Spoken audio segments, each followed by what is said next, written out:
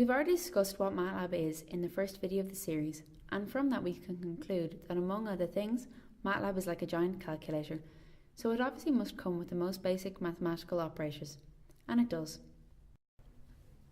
Operators and their behaviour are something that we all know from school already. We have the arithmetic ones such as addition, subtraction, multiplication and division, as well as the relational ones such as less than, greater than, less than or equal to, and greater than or equal to. But we also have logical ones in Matlab, something that we will discuss later on in the video.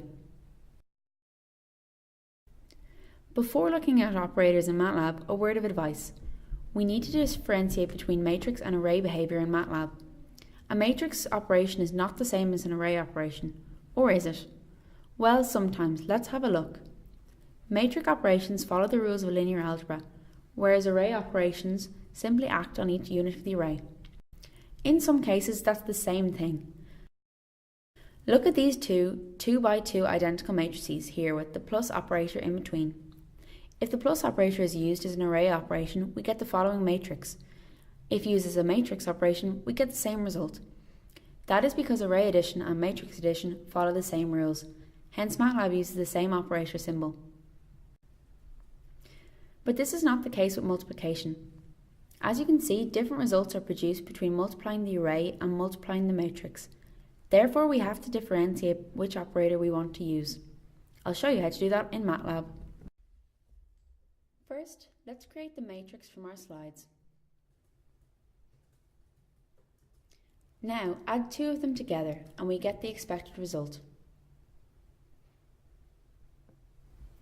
So what happens if we use the usual multiplication sign? The result indicates that it was carried out as a matrix operation. So, how do we get the array operation? Simply add a dot before the multiplication operator, and as we can see, we get the array result. The multiplication operator is not the only arithmetic operator that can function differently under matrix or array rules. Check out the power 2 operator. Without a dot, the matrix A is simply multiplied by itself here according to the rules of linear algebra, but with a dot, we can see that each element in the matrix is multiplied by itself, so we have an array operation. Now on to the relational operators. Let's have a look at the following examples.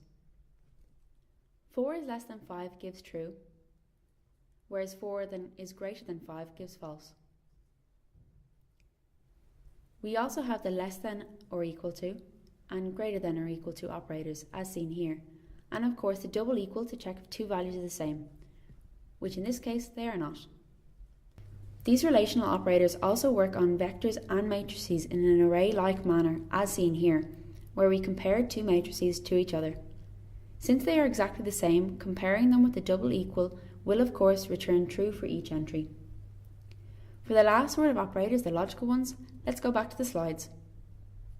Logical operators are operators that return logical values, so either true or false, to show the fulfillment or non-fulfillment of a certain given condition. In Matlab, true and false are represented by numbers 1 and 0 of logical data type. The logical operators we will look at are AND, denoted by an ampersand, OR, denoted by two vertical parallel lines, and finally NOT, denoted by a tilde. To understand the result that comes from using these operators together, with certain conditions, one has to be familiar with truth tables. However, we will not discuss truth tables here. First, let's make two variables a and b, standing for truth and false. Now let's see what happens in connection with our logical operators. A and b returns false, of course. A or b returns true, as only one has to be true. Not b returns true. A and not b returns true, as now b is true and a is true. We can even do complex statements using brackets, so something like this. Can you figure out what it is?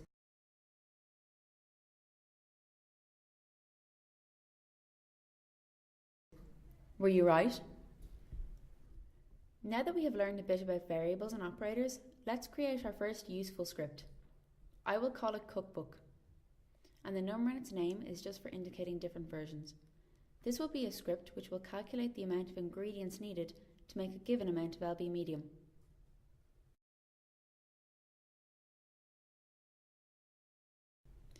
I have added the percentage sign in front of that statement. That way Matlab knows that it is only a comment and not something that it has to execute. I advise you to use frequent and clear commenting in your code to make it more organised and understandable for you and for others. The code you have written may make sense now, but in future when you have forgotten about it, it can be quite hard to understand.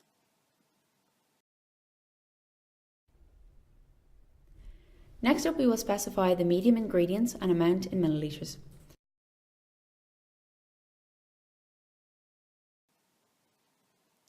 The medium will be LB and the amount can be whatever you need it to be. In our case, it will be 500 millilitres.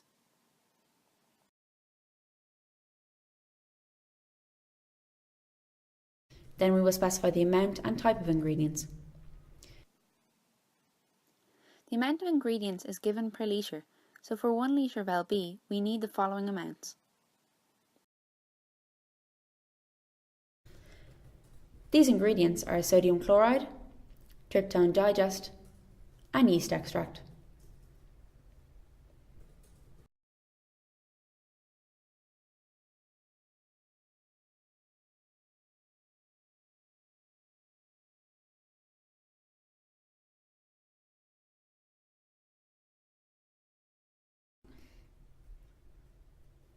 I have stored the type as multiple strings in a row vector. Notice, however, that now Matlab concatenates it into one single string. To circumvent that, we will store it in a cell which we discussed last week.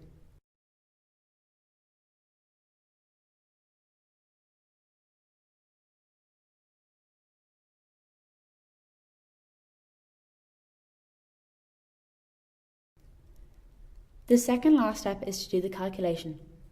For this, we simply need to multiply each of the entries in the amount vector by the specified volume divided by 1000.